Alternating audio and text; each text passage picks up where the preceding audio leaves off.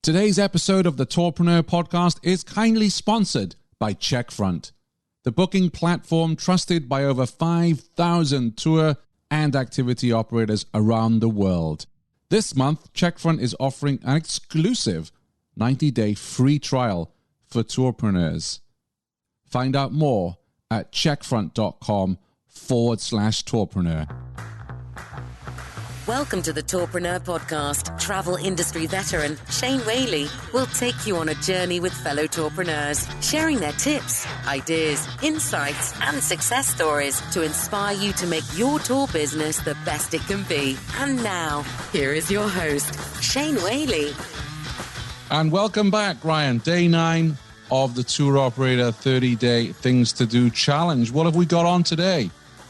Yeah, so today we're going to be building off of Kyla's topic from yesterday, which was responding to negative reviews. And today's challenge is replying to positive reviews. So a little bit easier than yesterday's. But as we know, it's really important that we reply to both positive and negative reviews. There's lots of things to learn from both. So those that reply to positive reviews often get the opportunity to show appreciation to their customers. They take a lot of time to write these reviews sometimes. And it's also a good time to showcase your company's personality. Yeah, absolutely. I think it's human nature that very often we'll focus on that one negative review rather than the 10 positive reviews. What I like about replying to positive reviews is you give some tips in your workbook, which everybody can grab at tourpreneur.com/challenge, can get the workbook for the 30-day Tour Operator Challenge. And you give some tips in there. Can you share some of those tips with us? Yeah, I mean, the first thing you want to do is go to a place where you commonly get reviews. And if you don't have one of those, often it's Google or some third-party OTA. But you can always start by setting up a Google My Business account. That's always a good first step. But yeah, as far as tips go, try to be personable and sincere. That's what I think gets the message across best, trying to avoid being generic or copying and pasting messages.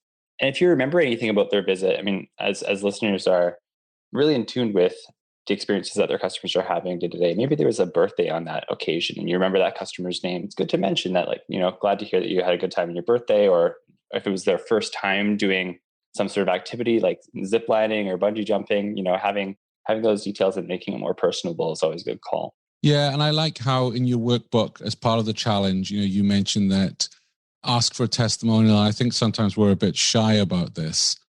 We feel it's a bit cheeky, right, to ask for a testimonial. But if you don't ask, you don't get. And secondly, most people, if they bother to write a review, they will have no problem with you sharing it, right? Yeah, and they're advocates for your business. So to be able to help you in any way, that's why they wrote the review in the first place. And it's a valuable part to the funnel too. Lots of customers actually use testimonials and reviews to determine whether or not they want to book with you and with your business. So yeah, it's an important one. And sharing feedback with your team was just another tip that kind of came to mind was, there's to have a really strong team, a great way to build, a very customer-centric team is to share that positive feedback with your team so that they understand the impact that they have on your customers. Yeah, absolutely. I really like this one. And again, I think it's one that, maybe we feel a little embarrassed sometimes when we get a really good compliment, a 5-star review from someone, and actually, digging into that a little bit more, you've got an opportunity to find out what was it that someone really liked about your tour experience.